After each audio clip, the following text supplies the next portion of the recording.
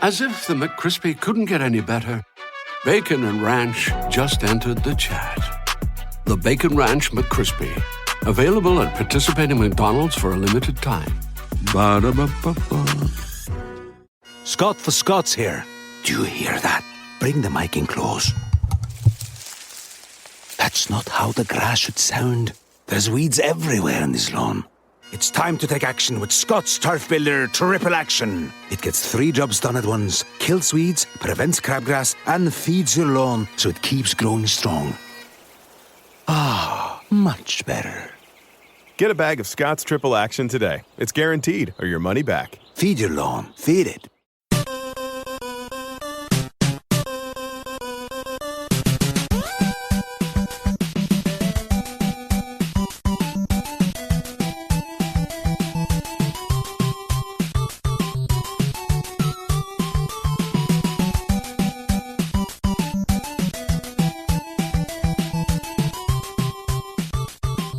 Welcome to the family here on Purple Mafia.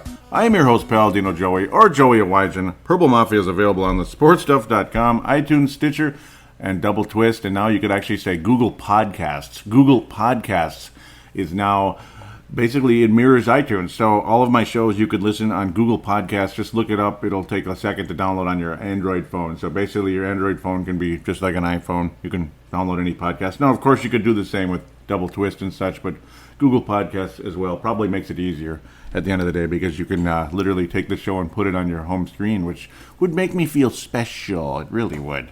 So, yes, Purple Mafia exists. I didn't retire. I thought about it, and I always think about it every year, but I didn't. Yeah, I'm back, and, well, those of you that know me on Facebook or whatever in real life, I moved to Golden Valley during the summertime, the beginning of June and all that. Of course, the schedule got tight with the very late start to the spring cleanups, blah, blah, blah. Remember the end of the last show, the draft review, which was very successful, by the way. That was wonderful. Thank you, all of you that listened to that one. Great. That was the very end of April. The snow was finally melting. It was finally time to start the spring cleanups. Did all that for a month, then had to move, and blah, blah, blah. And the summer is what it is. I tend to take hiatuses from the show during the summer. Just like to take a 2-month break or so from football. Oftentimes I'll have like a little show in once a month or something, but this year I just didn't. And so there's some catching up to do with the transactions and such. We'll do that real quick. And then, of course, this will be a 2-segment show where I'll actually go back to the transactions and hear what you guys have to say, but I'll just kind of roll them out really, really fast before we start talking a little bit of preseason football, not in major detail, just more of indicators, this and that. That's what preseason is all about, and that's why I don't do a weekly show during the preseason because, well, it's just this and that. Once the regular season starts, it's much more of a grind and ready to rock and roll, and quite frankly, it's much more fun as well. As we probably witnessed, the Jacksonville game was not that fun to watch. So that's where we're caught up to. Let's just roll off the transactions that took place. This is the last show on April 30th, released on April 30th. Holy cow. That's a long time. So the Vikings re-signed 39-year-old Terrence Newman to a 1-year deal, so he'll return. He's now 40, actually, since then. The Vikings had signed 17 undrafted free agents, this and that, so we'll get back to that. Some of them are exciting, like Holton Hill and such. Exciting possibilities here and there, and you got some comments in there. Brian Robinson announced he'd return for his 12th season with the Vikings. Brian Robinson, that's back when I started doing the show back in 2008. So this is the 12th season. The math is a little goofy, but actually it was 2007, wasn't it? But I don't know. Very strange. Regardless, he's back with the Minnesota Vikings. The Vikings then later on, in the middle of May, they signed defensive tackle David Perry, who looked pretty good, at least in the Denver game. The Denver game was a generally fun game for the Minnesota Vikings. And yes, I'm back in Golden Valley. Yes, it feels good as I look outside and all that. And I did the other 2 shows a couple times since then, and I announced I'm back in Golden Valley. But those of you that only listen to Purple Mafia, I'm back in Golden Valley, and this is what it sounds like being back there. Sorry, I'm just distracted looking outside. It's a nice view in terms of I can actually look outside doing the show, where I kind of couldn't in Brooklyn Park. The Vikings agreeing to several big contracts. Only one guy left out. He's got a little FOMO going on. Fear of being left out there. So, FOBO, fear of being left out. Whatever that word is. Let's just move on. David Perry inked. We'll see how he turns out, but looked good in the Denver game. Why did I even use that goofy word? Oh well. Fear of being left out. Yes.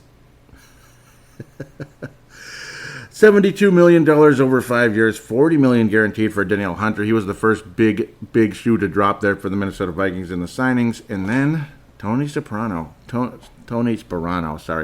and that was not trying to be funny at all.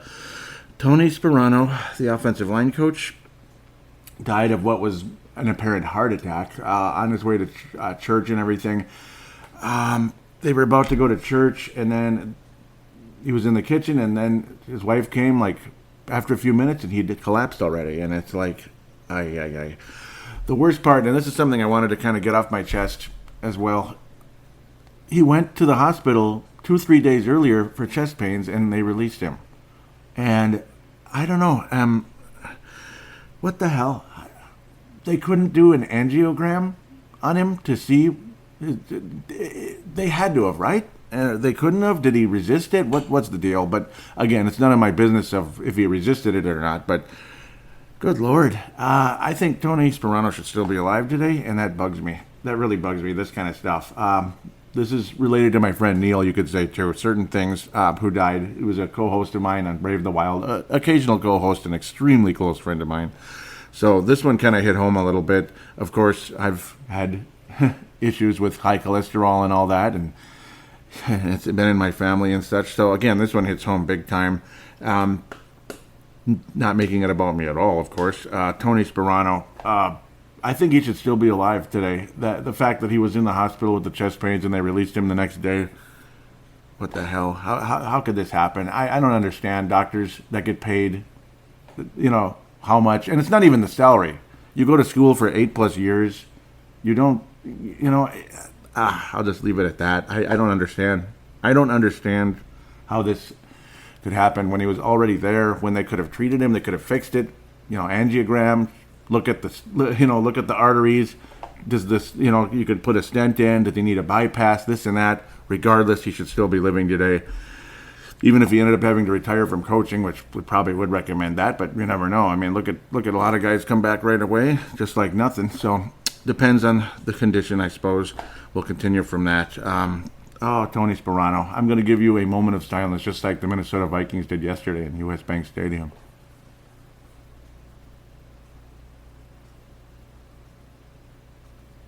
God bless you, Tony Sparano, and your family. Of course, fitting that his son was offensive line coach of the Jacksonville Jaguars, that he was there that day. So amazing timing for that, I suppose, but I'm sure they weren't anticipating there being a reason for that. Oh, God, unbelievable. So this sucks. It's very sad. Oh, Lord.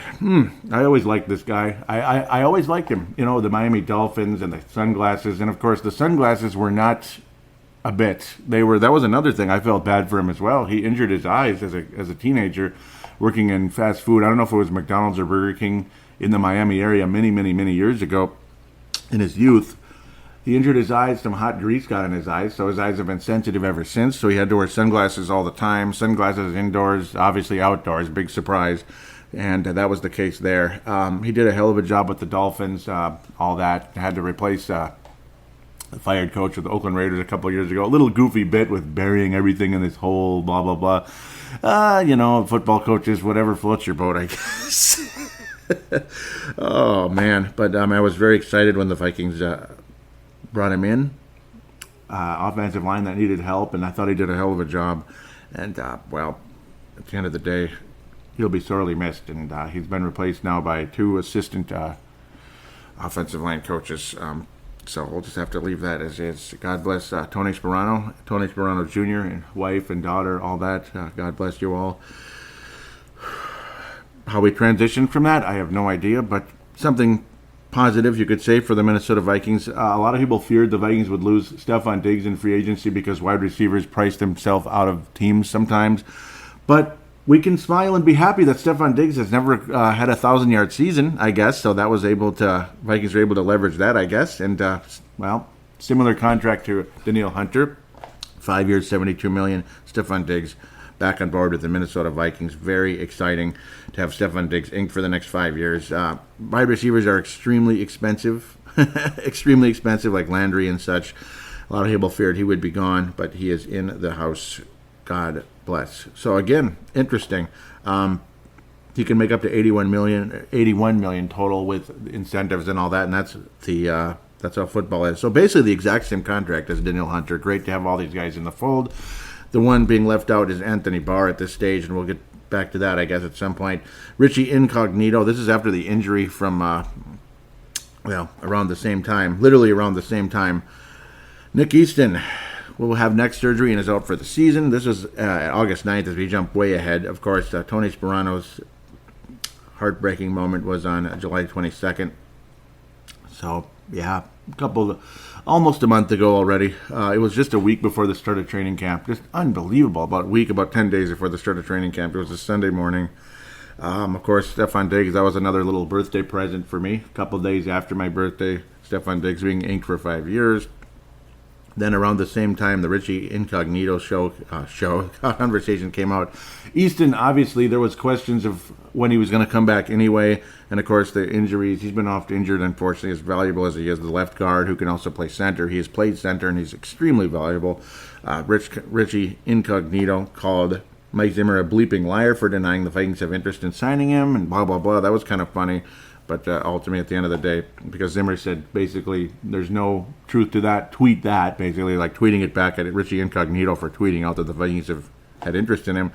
Well, again, Nick Easton out for the season. How was the play, Mrs. Lincoln? Yeah, unbelievable. So you lose your left guard already. And, great. That just makes you feel wonderful, doesn't it? So with that, we can now stop. Jerick McKinnon had to get an MRI on his knee. That's another conversation. We'll get back to that, but we'll conversate more on the Facebook page. So, what's getting you caught up with the transactions and the news and all that with the Vikings during the off-season, during the summer? And it's been a good summer in terms of I've gotten to swim. When I've gotten to swim, it's been nice, but it's been pretty damn humid lately, and it was damn humid in June. And July was great because it was much drier. I don't know. You're not necessarily here to hear about that, but I did enjoy the summer, and that's one of the reasons I wasn't around. I either enjoyed it or was too damn tired. So the Vikings, of course, on the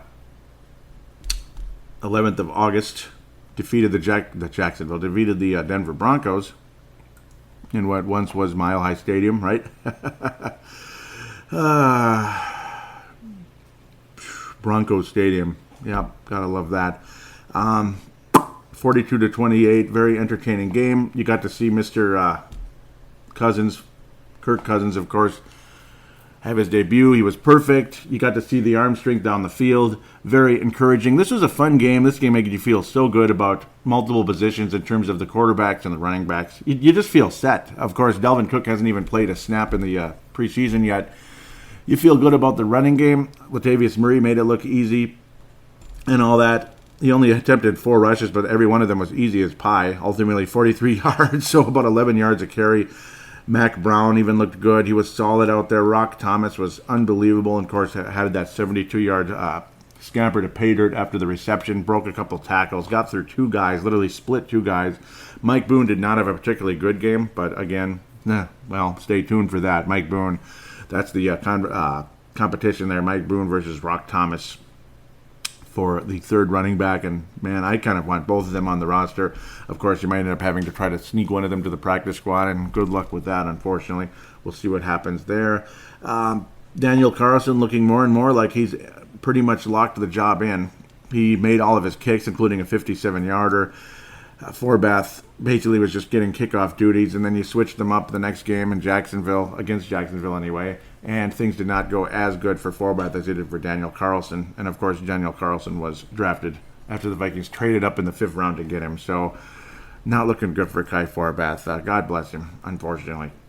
That's the sucky part about this business. It's just kind of there's always somebody looking to replace you, and that's the unfortunate part. The quarterbacks, all 3 of them looked extremely solid in the game. It was kind of the later on in the game, the backup offensive lineman not so great, but early on, outstanding.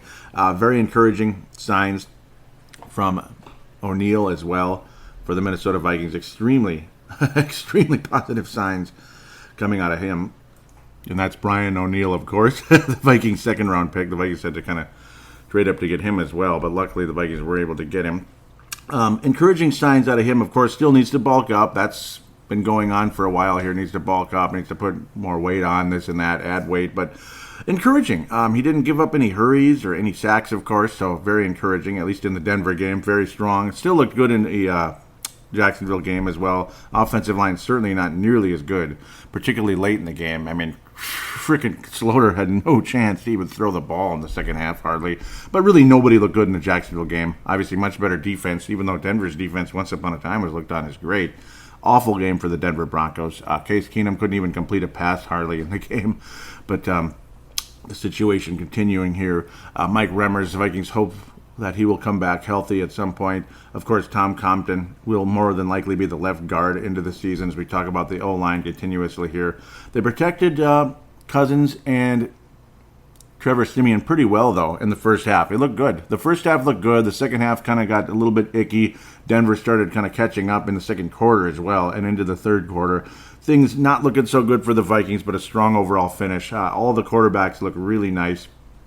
Again, very small sample size from Kirk Cousins, but strength down the field, looking good in his debut. Very exciting to see. Siemian, I like him a lot too. I think he's a wonderful backup. Anybody that didn't like the acquisition of Trevor Siemian, I don't know. He's got a nice release. He's got good zip on the ball.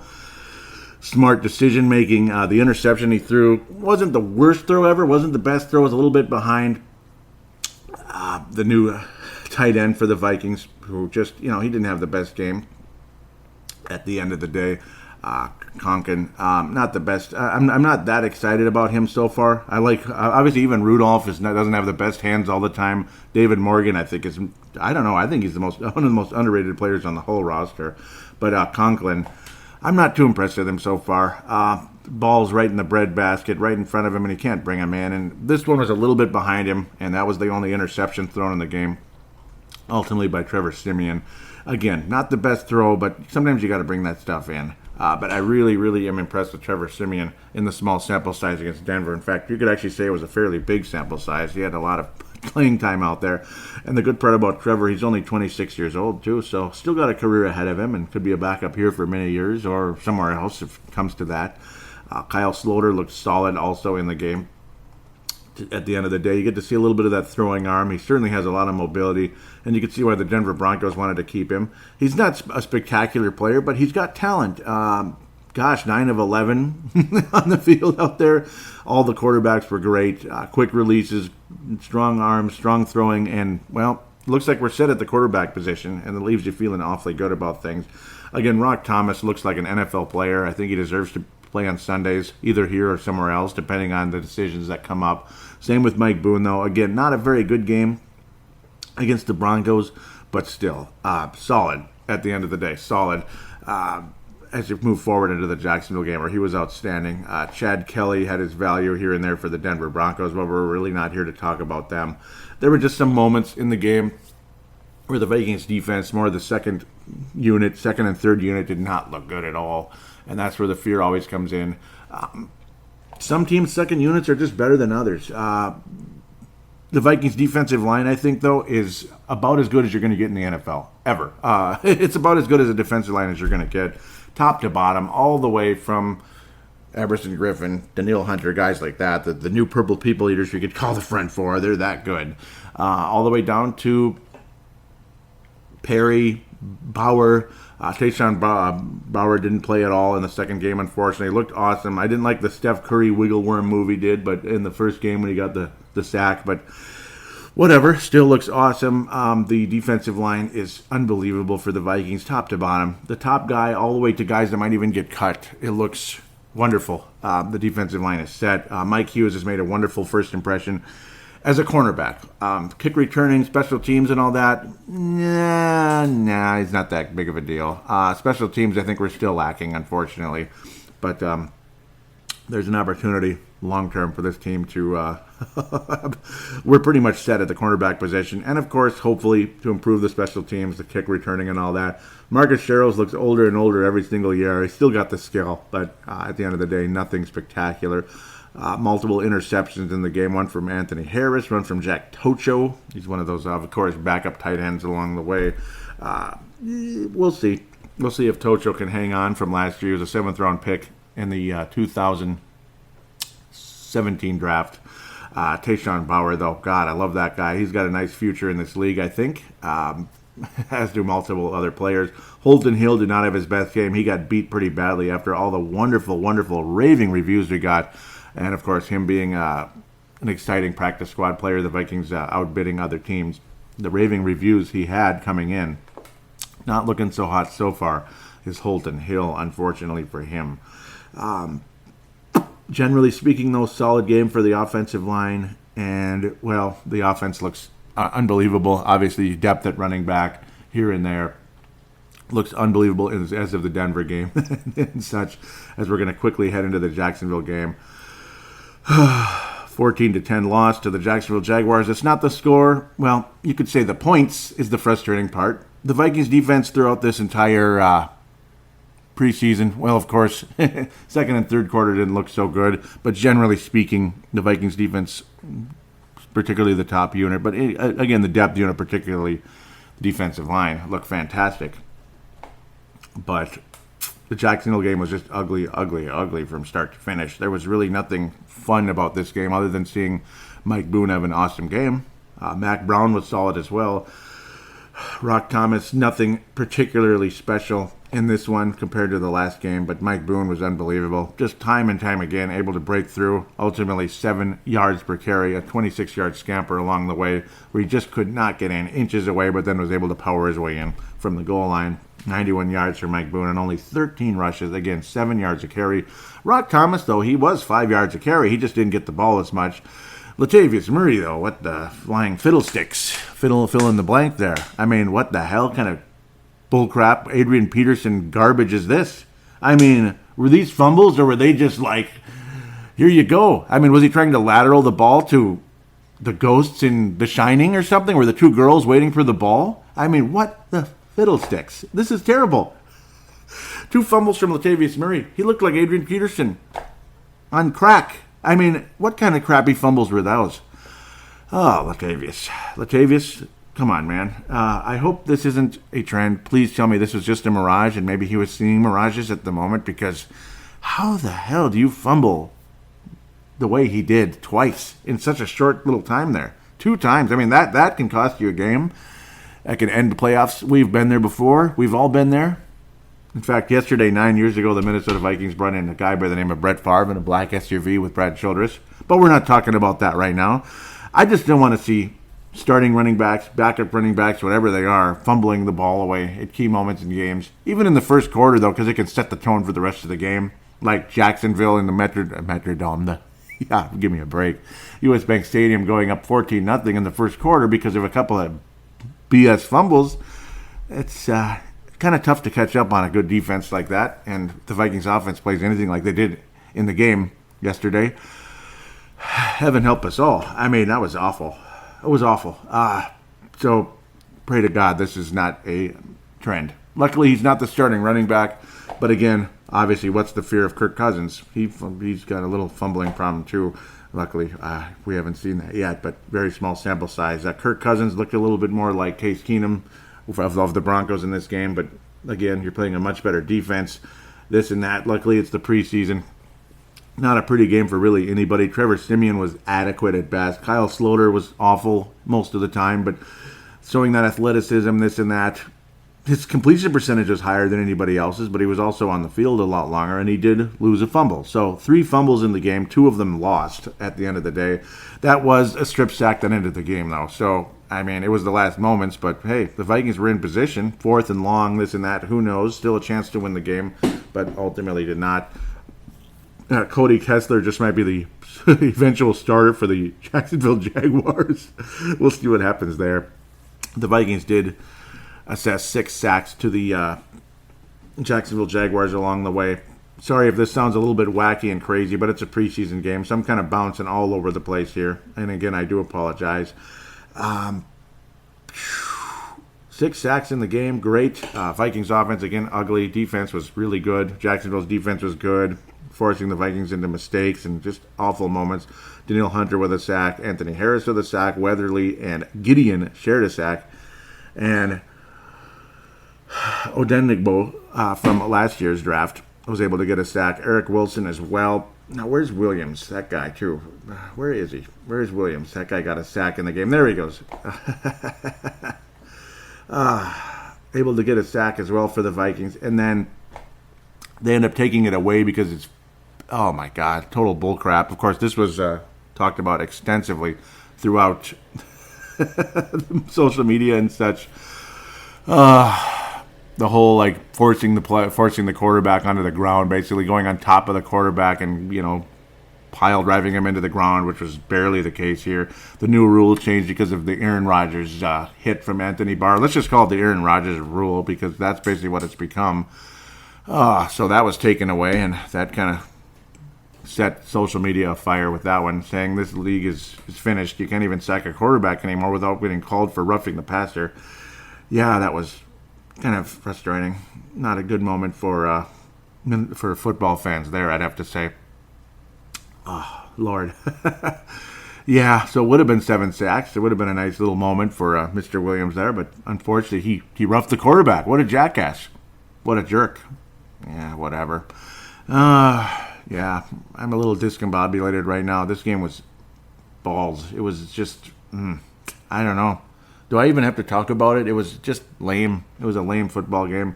Daniel Carlson had kickoff duties. He made his extra point. Kai Forbath missed one from the 40s there, about 41 yards out. Missed it, unfortunately for him. And it's a game of inches, and, well, it's a game of inches when it comes to 2 kickers. Carlson's been perfect, luckily for him. Forbath not. I don't know. I'm scared to hell bringing in a rookie kicker, especially if you're trying to be a Super Bowl contender. But then again, every time you think this team is a Super Bowl contender, are they really a Super Bowl contender? I don't know. We'll just have to let that happen. It's no fun, though, either. You haven't really gotten to see any of the receivers get connected with Kirk Cousins yet. But, of course, early preseason game, I'm sure you'll see it more in the 3rd preseason game. Adam Thielen was targeted multiple times in the game, but no receptions yet. Not one single reception from Thielen, but you saw 2 from Diggs, again, in that very first drive. Kirk Cousins, and, of course, the deep pass to Diggs, ultimately, at the end of the day, getting him in the end zone. It was great in that first game against Denver. Not so much fun here, though. Lots of incomplete passes. The major positive out of the game is Mike Boone looking great. And, of course, the Vikings defense getting the several sacks, this and that, other than that lame call against Williams. Vikings hopeful linebacker there. So that's kind of where you sit at this moment. The other part about the game that kind of sucked and really makes us feel bad is a lot of injuries in the game. One of them to one of our draft picks. And, of course, also Mackenzie Alexander early on with the ankle injury that required x-rays, and nothing's come out of that one yet. As I try not to cough to death here, God willing, Mackenzie Alexander will be okay at this moment. That he did not suffer any broken bones, so we'll have to wait and see with that. So luckily no broken bones, but we'll see. Mike Zimmer did say some of the players are out for the season, though. Certain players. So, some. That sounds like more than one. So that really sucks as you put that together. One of them, it's got to be, unfortunately, what was his name? Johnny Stanton. I think he's out for the season. Of course, he was a hopeful, kind of a fullback, running back type of guy. I don't know. Very unlikely to make the team anyway, but still, I feel for him really bad because, well, he probably wanted work somewhere else, like either a practice squad or some minor league football, something like that, Canadian CFL, whatever it is. And now I think it looked like an ACL to me. I didn't really get to see a whole lot of the movement, but just the vibe. When a guy's not even moving on the ground and he's holding his face, it's either a bad ankle break or an ACL, more than likely. Just a scrum there, and he kind of went down and such. Didn't look good, and I feel bad for Johnny Stanton there. Josh Andrews, a center, ankle injury there. Jeff Badette had a concussion. I saw that, yeah, because it was obviously it was obvious there was nothing else it could have been, and of course it was a hit to the helmet, of course, which got flagged. So things very interesting here. The other one, very significant player, obviously a draft pick for the Vikings just this past year. Aruna. Yep. Ed Aruna needed crutches to exit the locker room with a brace on his right knee, so that's a big flag, a big worry there. Hopefully he'll be okay. Vikings had some hopes with him, a 7th-round pick and such. We haven't seen a whole lot of Holmes yet. Holmes out there in the 4th round, but Ed Aruna, defensive end for the Minnesota Vikings, needed crutches to exit the locker room. Hopefully he's not out for the season. But I do think Stanton is one of the guys that Mike Zimmer was referring to being out for the season, so we'll just have to wait and see. Hopefully it's not, no, it can't be. It's very unlikely as Alexander, but you never know. Maybe he'll miss the rest of the preseason. So a very interesting. Rashad Hill's been out with an ankle injury. Mike Remmers is always hurt, which is ridiculous. God, getting tired of that. Everson Griffin also had a laceration that was infected, so that's why he was not playing in the game. Obviously, Everson Griffin, franchise right defensive end. Daniil Hunter had a field day as a right defensive end in the game. He was awesome in the sample size he got out there in the first quarter. Avante Collins, who a lot of people have liked so far, got to start on the right side. He's the right tackle. Hill's been out. Brian O'Neill did not get the start. And, well, that's not surprising. So very unlikely Brian O'Neill will start games this season, though, of course, he has put on a very nice early impression so far. Brian O'Neill looks a little bit ahead of schedule with his development, and that's extremely exciting. The size is still a problem, and it'll continue to develop, I'm sure. He'll continue to get bigger and bigger, but the skill is there, and it's very exciting. Very exciting to see how Brian Hill continues to develop. And, of course, I'm sure the coaches want him to earn it the hard way, the old-fashioned way. Avante Collins was adequate off and on, and a lot of people do like him. So there's a pretty good chance Collins will make it at the end of the day with the Minnesota Vikings, at least as a backup tackle. So odds are Rashad Hill will be the starting right tackle to start the season unless Mike Remmers comes back. Or, again, Remmers could be the right guard. It's all confusing. It's all frustrating, and it just kind of is what it is. Compton will be the left guard. Danny Isadora will see time at right guard off and on throughout the season.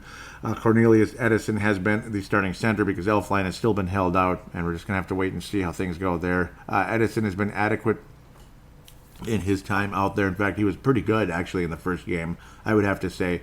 The starting offensive line did a damn good job for a bunch of guys that are either replacements or obviously some good starters like Riley Reef and such, but generally speaking, lots of replacements. I mean, Remmer's been out. Compton's just, he's cousin's friend. That's about it.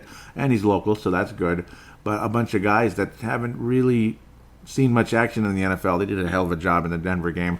Not so much against Jacksonville, who's probably about as good a defense as the Minnesota Vikings, like top 2, top 3 in the NFL. So there it is. Continuing analysis here, not too much longer, though, I'd have to say. Laquan Treadwell, well, yeah, he'll be on the team, but that's about it. And I think at the end of the season, it's all she wrote. He had a nice little move after a catch, but everything he does is just short yardage, and there's not much to say. I mean, in fact, that little move he made, that might have been one of the best things he's done as the Vikings, as a Viking receiver, pardon me. That little move where he got around a defender, quick little first step, spin move after the catch. He was able to get the first down. You want to believe that's what he's here for, is some of those Anquan Bolden, third down, smash mouth, physical, catch the ball in traffic, get around somebody, smash into somebody, force your way forward into the first down territory, this and that, across the little first down marker. But I don't know, he just cannot get separation, and it's never going to change. He looks like a supreme athlete out there, doesn't he? He really does, but for God's sakes, there's just nothing there, is there? I mean, David Morgan, I think, gets more separation, and he freaking catches it, that's for sure. Kendall Wright, it's not looking good either so far. Sure, he's wearing number 17, just like Jarius, but I'd rather have Jarius. I'm not seeing anything out of Kendall. Well, good thing there's some other nice wide receivers. Chad Beebe had a nice game against the Broncos, had a moment or two against the Jaguars. Stacey Coley was wonderful against the Broncos, and I think he deserves to make the team at least for that, but then again, injured and missed the Jacksonville game, so that didn't help his cause. Tavares King dropped an easy pass against Jacksonville. That's not helping his case. So I don't know. Jake Winicky, weird number for a receiver. It looks like a quarterback, number 9. That's just odd. But I suppose Stephon Diggs looks like a quarterback. Brad Johnson wore number 14, right? These numbers are funky. All of them. They just have these weird things have changed in this league. Winicky has had some nice moments. South Dakota. He's had some nice moments here and there. He's a dark horse at best, but I don't know. You kind of almost wish you could just move on from Treadwell, but they kind of can't yet. But yeah, his first round pick status is over, but he's still probably just barely good enough to make the team, and I think next year the Vikings move on from him unless something changes dramatically during the course of the season. Chad Beebe's very likable. His chances are slim, but still very likable. The effort's there. Hard worker, makes some nice plays. I love Chad Beebe, actually. It'd be cool if he made it, but I think, again, dark horse at best for him. Stacey Coley, I think, is the favorite to at least rake in the final position as wide receiver unless things continue to go awry for him. But I really liked what I saw in the Denver game out of him. I did, and I will continue to say that. Well, boy, you're optimistic and you're worried. I'm very worried. The injuries, of course, the offensive line. You don't even know who the hell your offensive line is going to be at this point.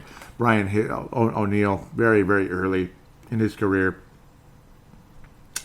Boy, you're very optimistic about the defensive line. Offensive line, not so much. Linebackers, Ben Gideon continues to look a little bit better as time continues. I'm very happy with him. Devontae Downs, we'll see how he continues to develop as well. It's just limited sample size here and there. Eric Wilson actually looked pretty good out there at times. Number 50, solid player out of Cincinnati. So, I don't know. Before I run this too long, cautiously optimistic is all I can say. You can tell I'm not just flaming with excitement going into the season. And it's not because I don't love this team and I don't love this game.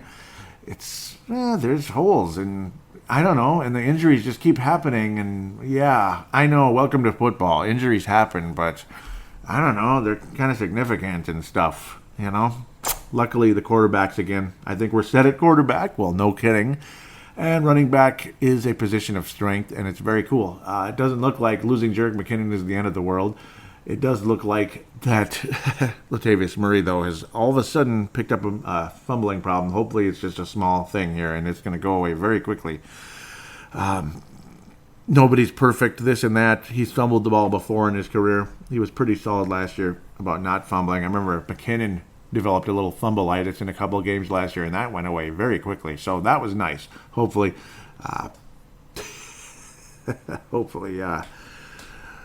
Latavius Murray can shake that very quickly here. Just get rid of it here in the preseason. Meaningless games. Just don't get hurt, for crying out loud. That's the last thing this team needs, and go from there, I suppose. So that's pretty much my thoughts in the preseason. Just stay freaking healthy. Just stay freaking healthy and get through this. That's about all it is now. Just punch in and punch out, I guess, if you're a starter. do the best you can. Show some good effort, but be careful. God bless. Again, I know that's the NFL for you. It's just that's what sucks about the preseason. Guys going out with ACLs, rookie running backs for Washington, important linebackers for Green Bay, this and that.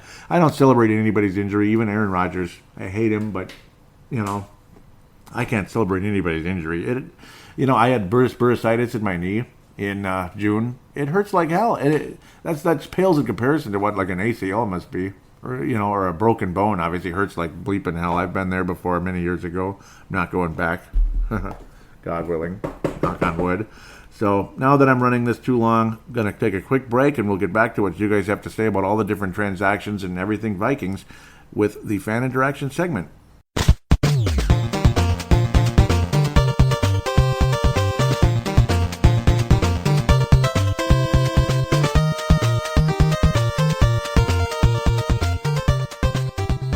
And we are back here on Purple Mafia, segment number 2 in this case, because it's still an off-season show, technically. We're not going to preview a preseason game. It's going to be the third game of the preseason, and everybody's going to play 3 quarters, and the Bears are who we thought they were. Yeah, well, no, I'm not going to preview preseason games. So, yeah, that would be kind of dumb. Other than, let's just stay healthy, let's play well, let's keep doing well what we need to do, and let's clean up some other stuff that we're not doing well. And that's what we're gonna try to accomplish. Just like Rick Spielman says, absolutely nothing, like cliches of all sorts. Fascinating interviews and press conferences by Rick Spielman on a usual basis. So let's get off that and let's get to the fan interaction segment. Fairly quiet on Twitter, but the king of Twitter when it comes to the Purple Mafia Nation, Purple Mafia out there. Mad Martin out of Northern Scotland. Love you. Absolutely love you. And a sure Hall of Famer coming up here into the 2019 class. Mad Martin gets back to me as just as the blood flow just started pumping again with the Purple Mafia. I'd gone into complete dormancy, complete shutdown mode, as you probably noticed, about 3 months. Literally hibernating, like, no football. No, I don't want to talk about football. Go away. Leave me alone. It's too hot and humid, and I'm moving, and I'm tired of all this work. No, I'm kidding. Mad Martin was the guy who came to poke the bear and said, hey, let's go. Come on. Let's get your podcast going. Hey, let's go. And basically, and that was right about the perfect timing of when the blood started to flow again. And, of course, there was plenty of off-season news that kept me interested. Don't worry. I'm just BSing a bit here. Mad Martin says, almost football season, my friend. This is about late July here, right around my birthday of the 29th. I'm now 39. I'm getting a little older now. My 11th season covering this team with this show. Wow. Let's get to what Mad Martin said and stop talking about me here. Almost football season, my friend. Looking forward to that first podcast, and here it is.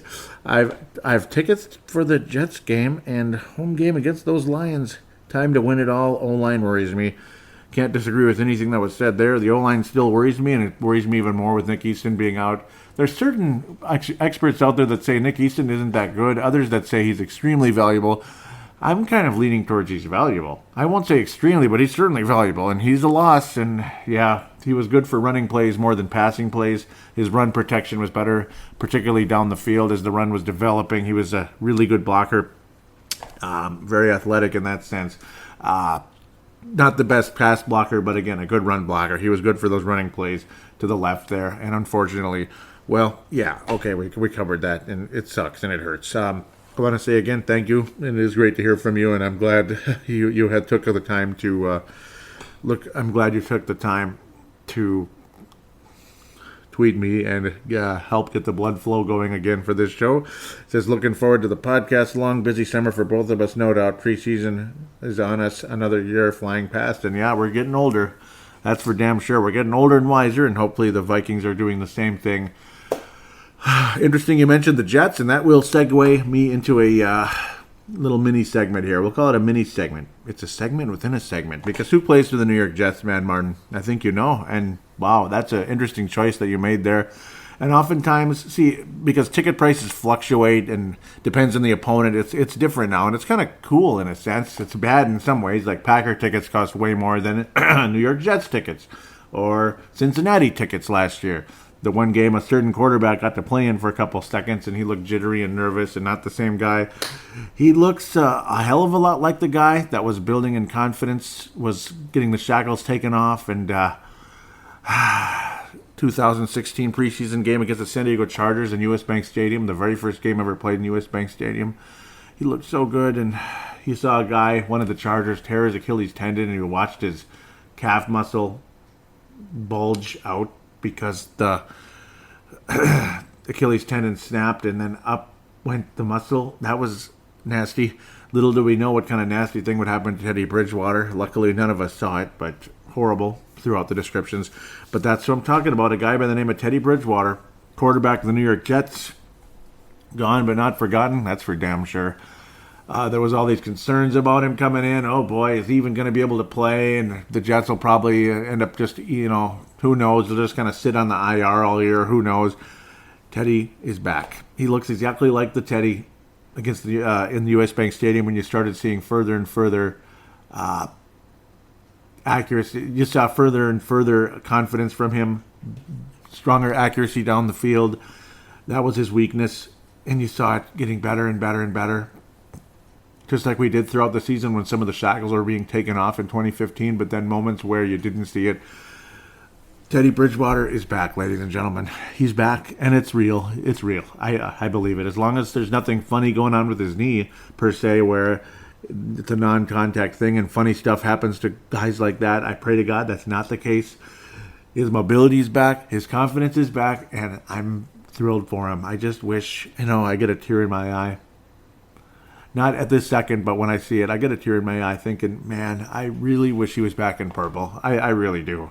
I really sincerely say that. I really like this guy. I really did. Again, like I said on a very recent show, he's one of those few guys who wasn't about where's the party and where's all the bling bling. Oh, and by the way, I'm a quarterback and I'm all that and I'm this and that. I'm this big shot, and again, where's the bling bling though? Where's the party?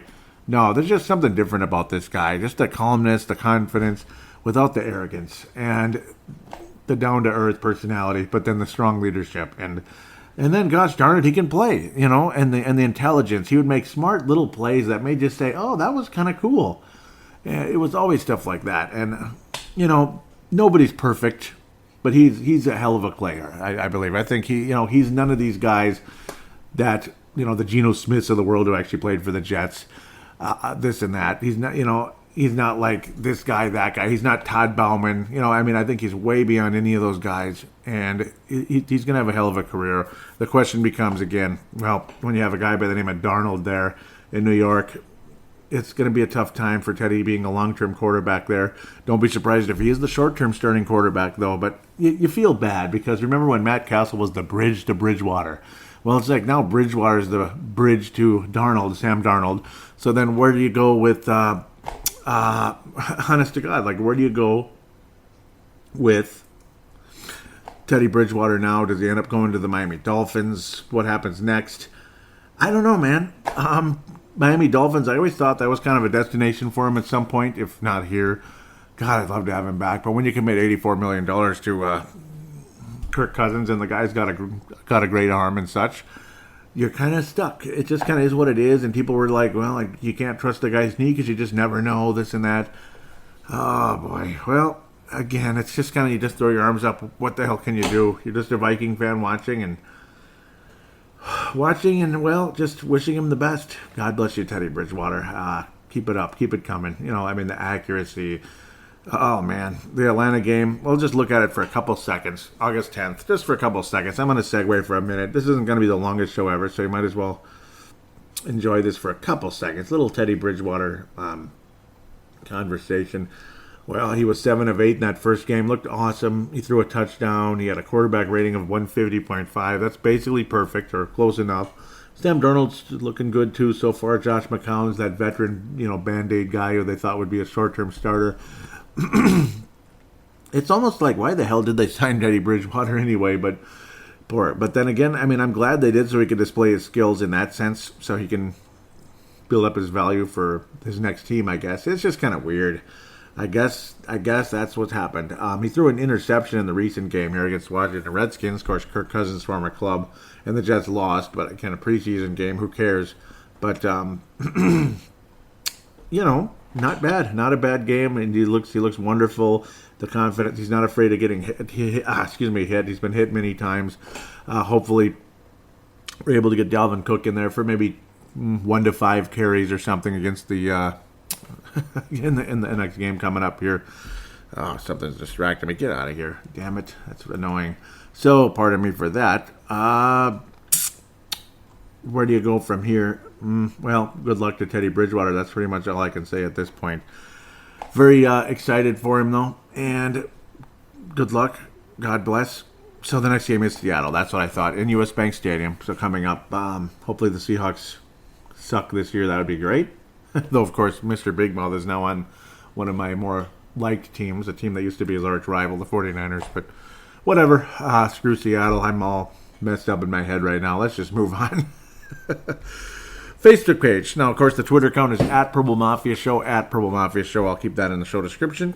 Coming up here, thank you again, Mad Martin. You are the best. The most recent show was episode 268. This is, of course, 269, Draft Review 2018. This is more of a preseason catch-up or whatever you want to call it. Getting back together here, tying up loose ends, whatever it is. You could call this show anything. You'll see the title very soon. Richard Sherman and other players upset and confused about new NFL tackling rules. That's kind of floating around in the ticker here. Yeah, I'm sure they are. It's weird. I don't like Richard Sherman. I like the team he's playing on. I've kind of always had a soft spot for that club because of a guy by the name of Joe Montana, and I like Steve Young too, but Montana will always be special to me. But yeah, it's weird. It is weird. It's changing too much. I feel bad for what happened to Aaron Rodgers. In an honesty, good sportsmanship sense, as a Viking fan, I don't feel bad per se, but you get the idea. But if we're going to change the rules that much, where players are playing skittish and they're afraid to even tackle a guy without getting penalized, what the bleep are we at here? I mean, it's just a dead end to me. So let's mercifully move on. Let's see what the comments were. A couple comments here. Gerald String out of Nebraska says, well, here we go. Can't wait to check it out. That was the most recent episode. Mark Carlson. Yep, he's like Appalachian. Haha. Yep, that's funny. Mark Carlson out of Iowa. Listening in on the way to work, and I have to laugh with you, Joey. It's great the way you slip some humor in and lighten up the show. This might be just a game, but this is our team, and it's serious stuff. Absolutely. And, yep, thank you very much. Front Lines of Freedom, too. Yep, I remember him mentioning that podcast in the past. I've checked it out before. I've had it on there. Yep, it's cool. Cool. Well done, Mark. I'm right there next to Front Lines of Freedom. More of like a military-type podcast. Very interesting stuff, actually. And recommended. Thank you, Mark, for that. That's great. Of course, that's an Apple product. Again, now Android has their own podcast as well. So, and it's the same thing. It's all mirrored together. I did absolutely nothing. They did it for me. So Android already had it ready to go. Somehow, some way, all those RSS feeds all linked together. And thank you. Thank you for simplifying it for us podcasters, Android and Apple. That's awesome. Roger Inboden says, happy to hear you released another show. I always enjoy for all the negative vibes in this year's draft, me included. Google's best drafting team over the last the best drafting team over the last 10 years. Maybe we should trust Tricky Rick. So that's interesting. Google best drafting team over the last 10 years. Interesting thoughts there, Roger. I hope it's a good draft, and it could be. And you know what? You know what though?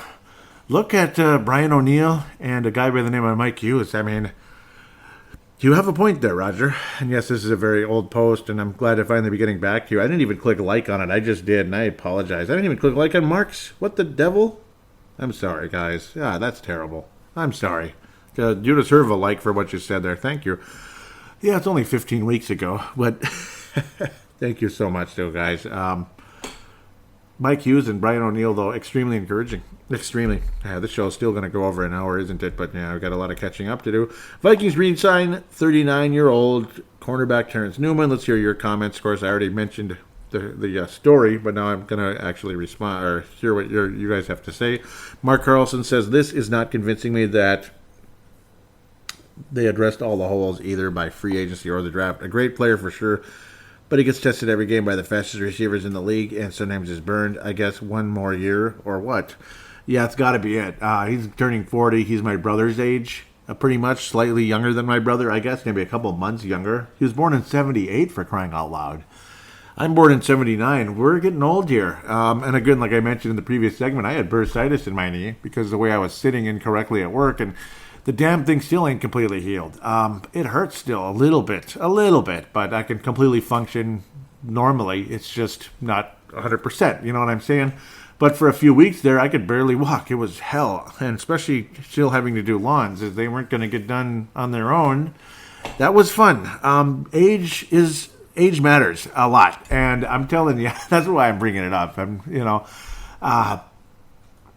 Age matters a lot, but I guarantee you this knee would have been pretty much healed probably within a couple of weeks back in the day when I was 21, 24. But when you're 38, 39, 40, oh, yeah, because bursitis isn't exactly ACL territory. It's not a fun injury. It hurts like bleeping hell, but it's supposed to take two weeks or so, but it says 2 to 8 weeks. Get it? Do you see the gap? Because the older you get, because it's supposedly an old woman injury, an old maid injury type of thing, when old women have to bend, older women, cleaning stuff, bending down all the time, and then that kind of messes up your knee, and you get the bursa sacs, letting out all that lubricant.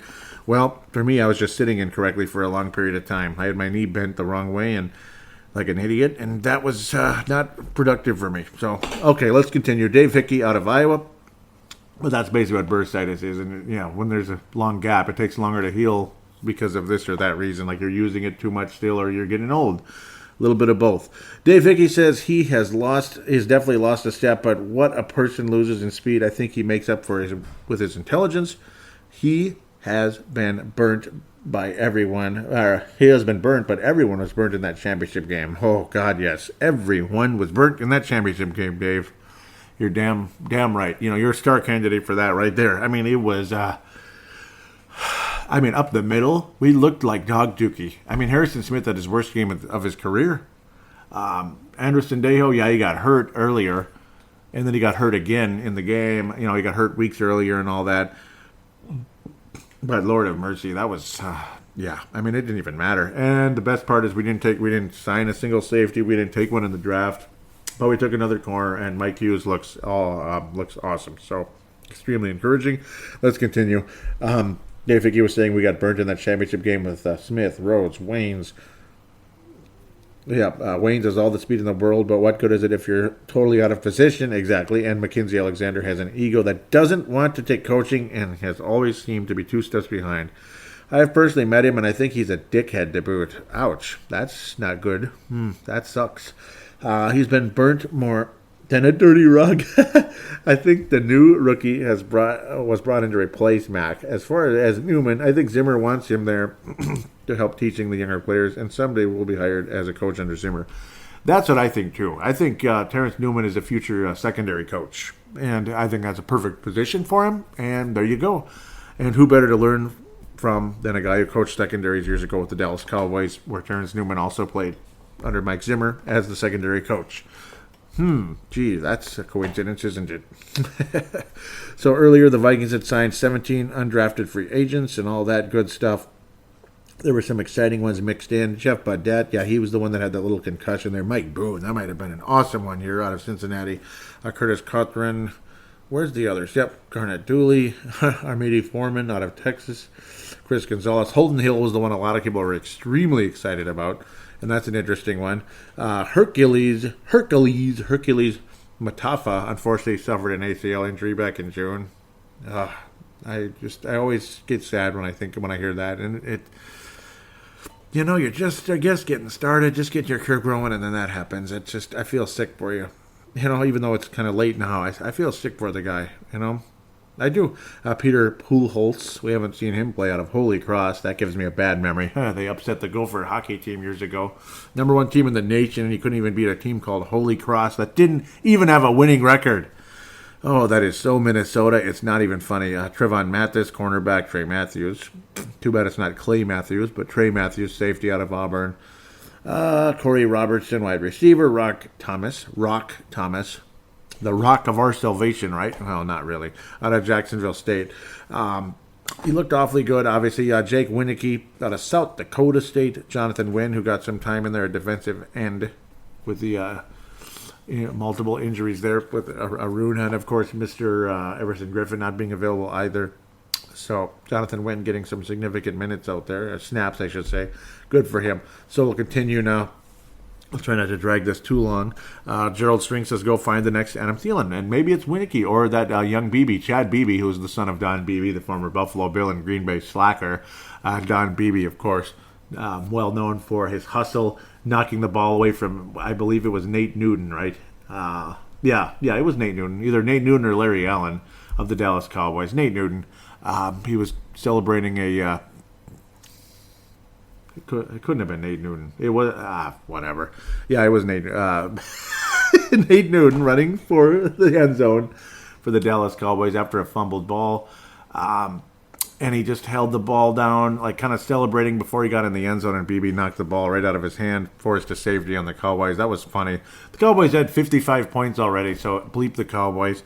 Let's move on. Dave Hickey says there's a linebacker guy named Hercules Matafa. No, Hercules, yep, and unfortunately, again, he was supposed to be a badass football player, and a lot of people liked him, and then he suffered an ACL, so unbelievable. Sucks. Brian Robinson returning for the 12th season, no comments there. Mr. David Perry was signed. When was that? That was in mid-May, and a 2-year deal there. Brett McCarthy, future Hall of Famer, South Dakota. says, is this good? Never heard of him. Well, yeah, he's a solid player, and he looked pretty good so far in the time he's been out there. Gerald String says, sounds like Vikes taking him for a test drag. Probably about a 10% chance of making the team, but I have no idea. Mark Carlson, yeah, but he's more of those fat Pat types, of course, like a backup for Linval Joseph and this and that. So we'll see. But I've liked what I've seen from him, and they've liked what they've seen from him in the training camp as well. Mark Carlson says, we really need to find a player who will get mean at that position. And Perry, again, solid from the Colts. Vikings signed Daniil Hunter to a contract extension, again, $72 million over 5 years, $40 guaranteed, and literally the same contract as Diggs there. June 27th, 1 month before the Diggs contract. No comments? I thought people commented on that one, but great signing and very happy to have him in the fold. And then so the Tony Sperano death, unfortunately, July 22nd. Ted Lynch says, so sad. Gerald String says, what a sad day. Roger Ibadan says, very sad. Dave Hickey says, this was very unexpected. R.I.P. Mr. Sperano. Blessings to your family, to you as well. So, again, first segment, my comments there. My thought process about that. I think he should still be here, folks. I really do, and that sucks. Stefan Diggs, this garnered 17 comments. So I guess we can see where a lot of hearts lie. And of course, well, just like the image there on the Facebook page, facebook.com/Purple Mafia Show, by the way, is the link to get there. Or, yeah, just look up Purple Mafia Show on Facebook and click on the one that says company, not group, or the Facebook page, and you'll find it and join it if you could and comment away. It would be greatly appreciated. And let's jump on this. Sebastian Barnes says priority one is keeping Cousins happy because we're paying him we're paying him $84 million. I'm getting 14 confused because of Diggs. $84 million. So he might as well keep his weapons. Well, no kidding. Yeah, that would be a big loss. But good thoughts there. Sebastian says only shitty part is Barr may be the odd duck left out. That's a big possibility. Sebastian says, continuing the conversation, has anyone seen the exact numbers for Stefan Diggs? Yep, and that, of course, that's old news, as Sebastian already knows now. $72 million. Indeed. Very cool to have him on board. 72 for 5 years. Again, just exactly, with $40 million guaranteed, exactly the same as Daniil Hunter. Same contract. Sebastian says, shit, lots of green, and that was Reggie Adams Jr., who gave out that information. Thank you, Reggie. Reggie continues saying, talking to Barr's agent now, he'll probably get $11 million a year. It's between linebacker money and pass rusher money. Plus, I hear we're looking to bump up Thielen's pay after this year. And I bet they will, Reggie. I bet they will. The Diggs deal is awesome, he says. Sebastian says, hopefully someone can take a hometown discount. It makes it so that my Minneapolis Miracle canvases don't feel so dumb compared to if he were to have left. I'm glad he didn't leave. I think it's pretty safe to say I can get my wife a Diggs jersey now. And yes, I think it is safe to say that. He loves to be here, and that's good to know. He loves this place. He even looks like a coworker of mine. Michael Makinen is his name. 1 in a million chance he might be listening. A guy out of Ethiopia, if you can believe it. And he looks exactly like him. And I couldn't pinpoint who he looked like. It's like he really looks like somebody.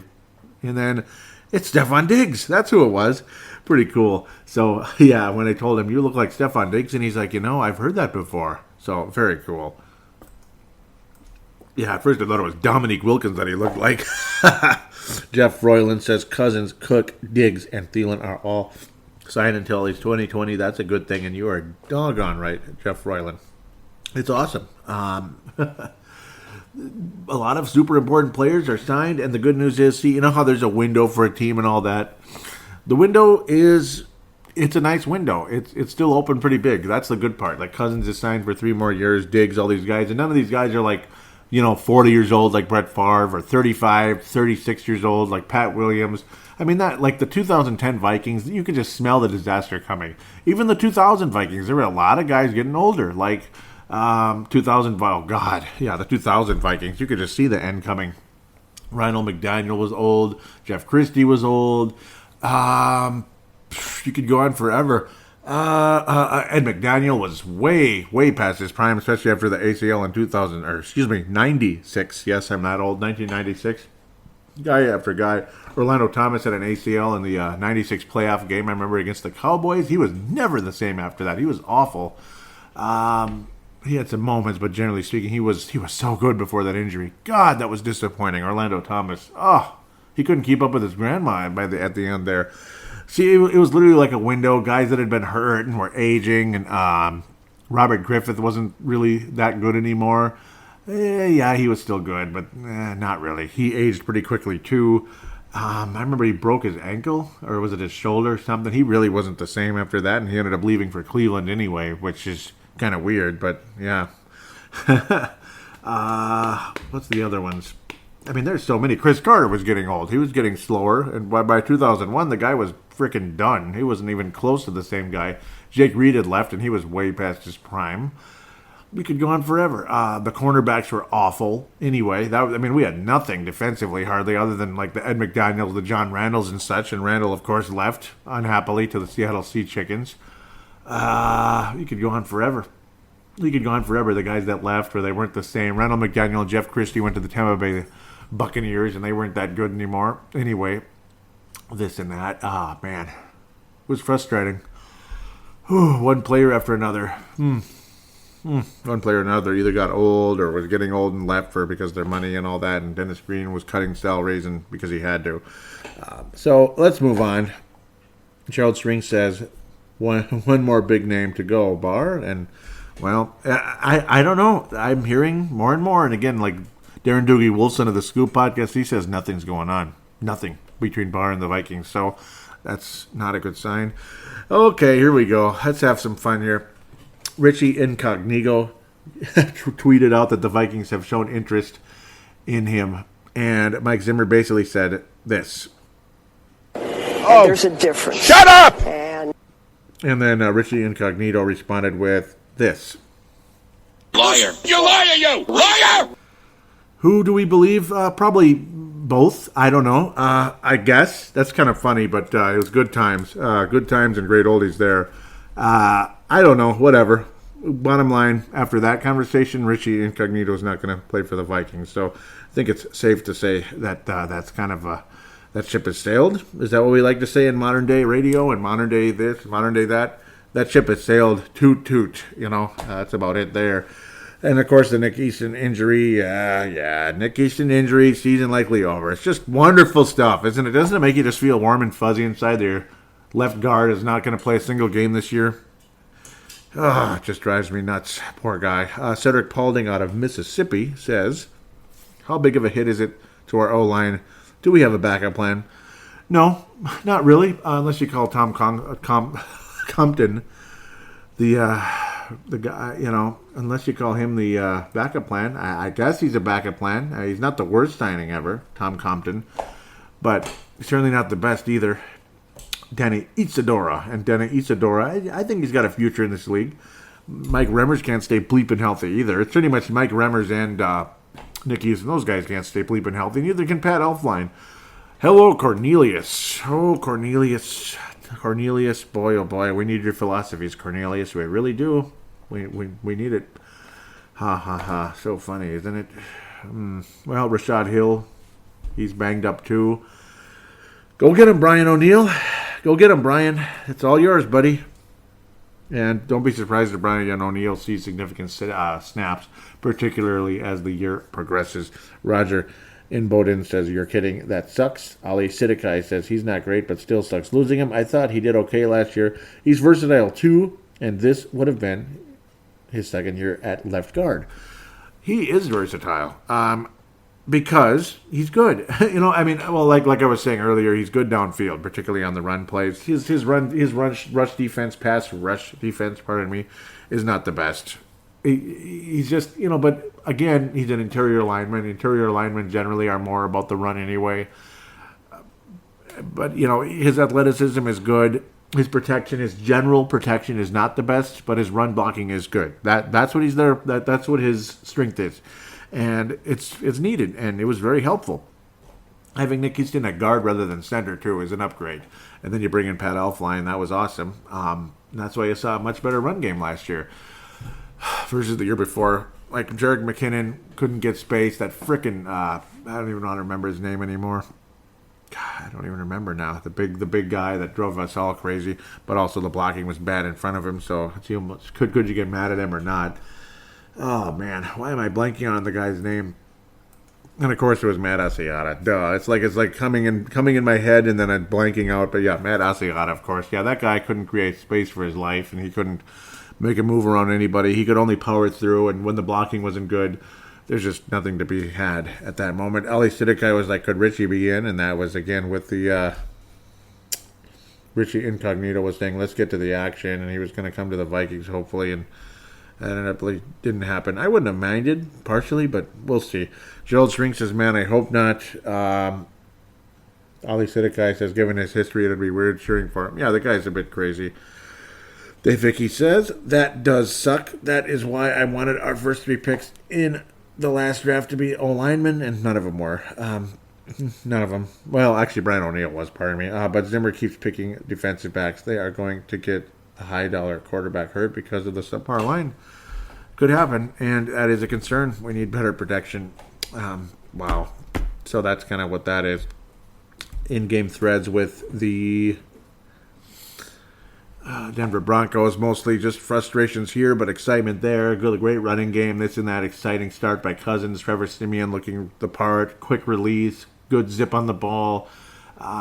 You don't see the wobble. Just wonderful spiral by Trevor Siemian. I really like Trevor Siemian. If I haven't made that clear, I like him a lot. Slaughter's got a nice arm. I mean, all 3 of the quarterbacks on this roster have a good arm. And Siemian, again, I love that release. Man, I think he's got he's got more quarterback skills than Case Keenum does, per se, in throwing the ball. Where Case Keenum is more of an escape artist and all that, and he's just got this gritty, down-to-earth, let's go out there and get those daggum son of a biscuits, basically. That's kind of like, that's kind of Case Keenum, that down-to-earth football player style that we all love. A little bit of mini Favre in Case Keenum with his personality and his style of play, but then Trevor Siemian's kind of more, I don't know, just kind of a natural quarterback. I like him.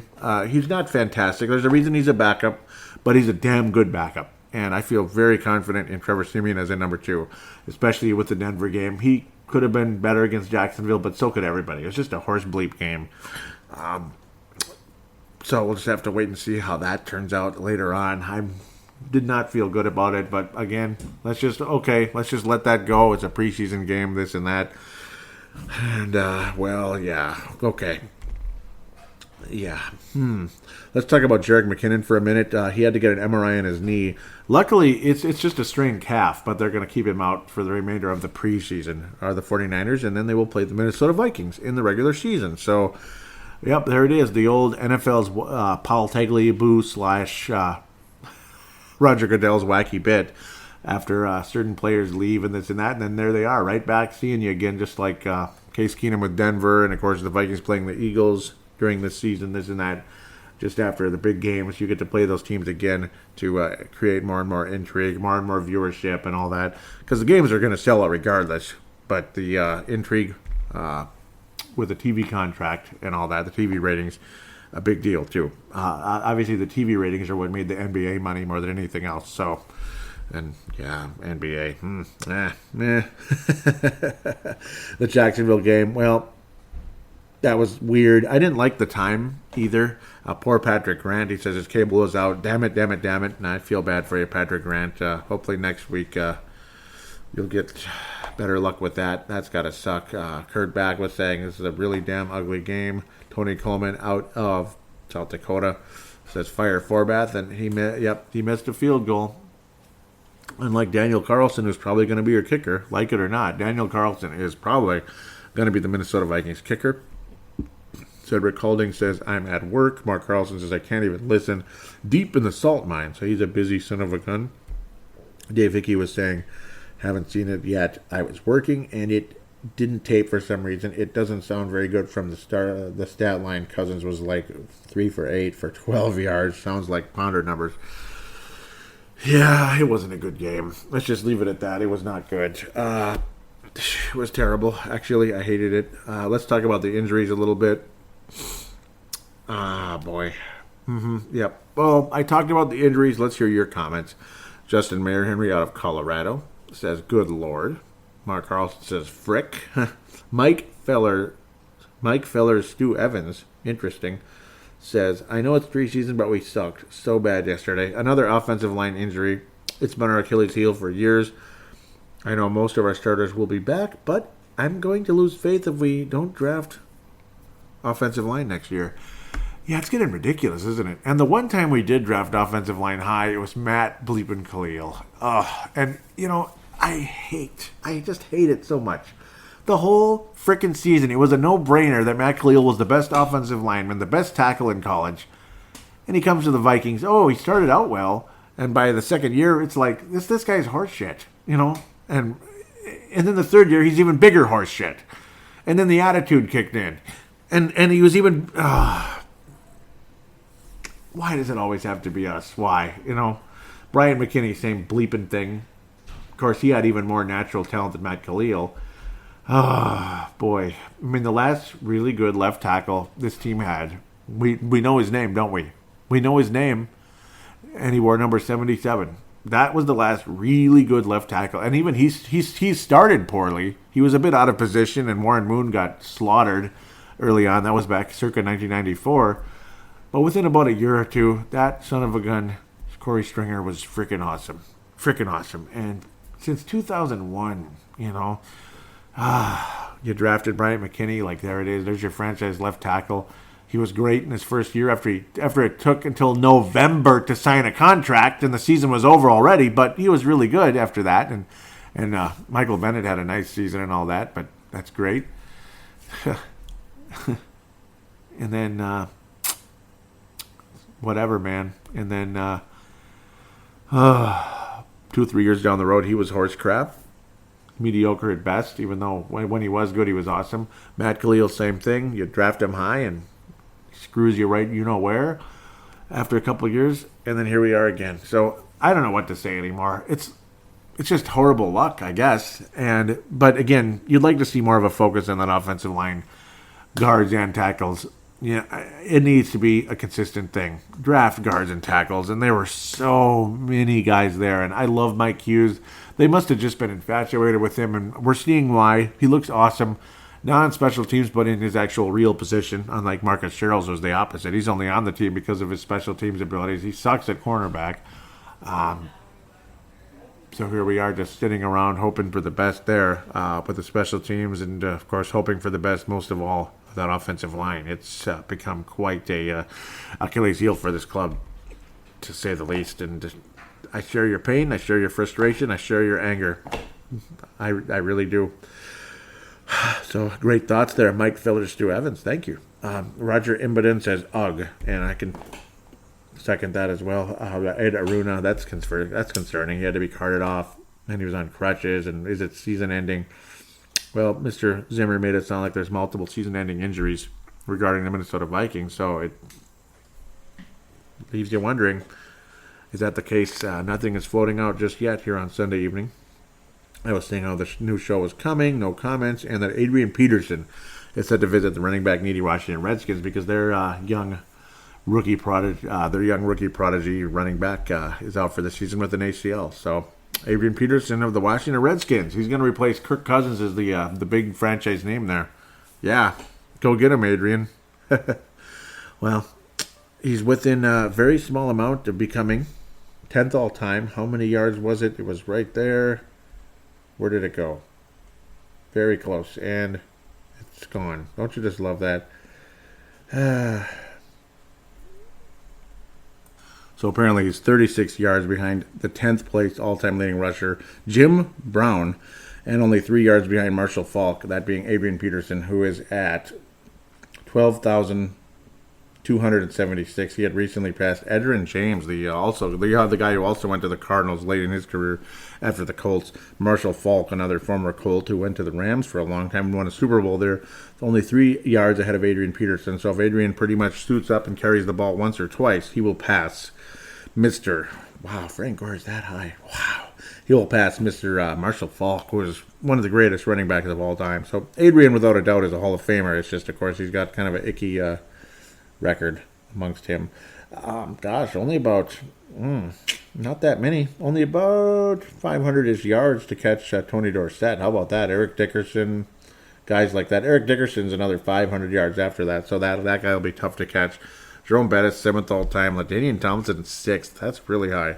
The one that surprises you, obviously he was a great player, but it's like you don't really think of him as being better than like some of these other players, like Marshall Faulk and stuff. But Curtis Martin, as long as he lasted and as consistent as he was, man, 4th all-time, Curtis Martin. Isn't that crazy? He had some really good years with the Patriots and the Jets and all that, but it's unbelievable how long he played and how consistent he was, and that's why he became 4th all-time behind the super big three, which I think are untouchable. Emmitt Smith, Walter Payton, Barry Sanders. Can anybody touch them? I don't think so. The most remarkable one, though, too, currently is Frank Gore. I mean, 5th all-time. Wow. He had a nice career and all that. And to think he's still playing in 5th all-time. Frank Gore. That's awesome. That's unbelievable that Frank Gore has had that much success. Again, consistency. Consistency. What do we look for when we're at work? From our coworkers or from somebody, maybe you're a little bit, you're in charge of some people. What are you looking for? Consistency. That's what I'm looking for when I'm in charge of some people. Consistency. Frank Gore, Curtis Martin. Adrian Peterson, that's what he lacks. And if Adrian Peterson was consistent, he would probably be right where Curtis Martin is. Just imagine, and of course, not so much bad luck with that damn injury. I mean, seriously, how many? 276. So that's he is about 1,100 yards? No, 2,100 yards behind. He's about 2,100 yards or so behind Curtis Martin. So, again, the entire 2016 season, the entire 2014 season, just barely getting 1,000 yards, Shoot, just barely getting 1,000 yards. He'd be right there, just like that. Of course, the meniscus injury is what it is.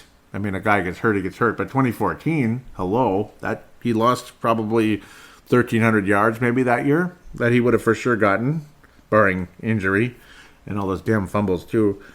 But, man, crazy when you sit down and think about how close Adrian Peterson is to being one of the greatest ever. It's too bad. And I don't think he's going to be catching too many people after that. But he'll probably finish 10th, maybe 9th all-time. If he's fortunate, he can get to Tony Dorsett. I think he'll get to Dorsett. But Dickerson, probably not. I don't think he's going to make it. And he would have easily passed Dickerson if not for that. So, well, such is life, Adrian. And that's a crying shame. So that'll wrap up the fan interaction segment. Sorry for my craziness, my discombobulated behavior at times here on this episode. I'm a little bit all over the place. It's been a long time. I feel a little bit rusty. Plus the heat and humidity has been getting to me all summer, especially the last month. It's just getting to me more than ever now. I'm getting older and weaker every day, folks. It hurts. I'm looking forward to some nice cool air. September, October, November. More September and October. I'm not looking forward to the cleanups of November, but that nice, cool, hopefully dry. Please pray for some dry air. It was very wet last November, and that made things very hard. But I'm looking forward to some cooler air in the apartment, in the when I'm working outside, everything. You just feel so much better, and then I don't feel so discombobulated, so crazy, and so wacky. So with that, I'm going to pass out some stars for this episode. Gold star for this episode has got to be Dave Hickey. Silver star for this episode. Whew, boy. What was that guy's name? I got to go back a little bit for a couple seconds here. Some good thoughts. Mike Feller, Stu Evans, you're getting a silver star. That was awesome. And bronze star. Bronze star is going to go to... It's going to be... Gosh, who was it again? Mark Carlson. Mark Carlson should get the bronze star for this episode. Some good conversation back and forth, this and that, and all that. But Dave Hickey is definitely a gold star for this episode.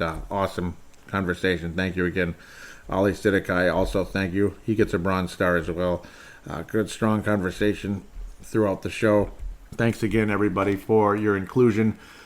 And forgive me, keep bearing with me. This was a catch-up show, catching up with things, lots of old news, getting caught up and hearing your thoughts about it, and getting your names out there on the air. Greatly appreciated. Thank you again for being a part of it. God bless all of you. This is a very, very long fan interaction segment, one of the longest ever because of how long it's been since the last episode. Want to thank all of you. And, well, let's just get ready for some real football. I don't think I'll have another show next week, but maybe, depending on how things go, if I have time and if it's a fun game, and it hopefully will be. Otherwise, we'll probably look for a season preview to come out at some point where we'll do our predictions, or at least I will. I will do my predictions for, well, what's going to be the Vikings' official record. You know, like 10, like an example, 10-6, 11-5, stuff like that. And of course, your NFC and AFC title game teams, and your Super Bowl teams, and your Super Bowl champion, all that good stuff. Like I always like to do, big surprise, biggest disappointment, this and that when it comes to each conference as well. So what teams I think will surprise, what teams will flop, will fail in their expectations, others that'll exceed. So that's pretty much what I'm looking for into the next show. I think it will be the season preview. I'll kind of start hacking away at that here pretty quick. So with that, I want to thank you again. Please tell your friends about the show. God bless you. Pray for some cooler air, which I think is coming. But we all know how August is. The humidity can roll right back in, especially when the hurricanes start. Those hurricane winds start blowing. That humidity comes right back up here again from that Gulf of Mexico. And, well, and then we're praying for the people down there that have to deal with that crap, which is much worse than being humid up here, I suppose. So take care, everybody. We'll be back very soon.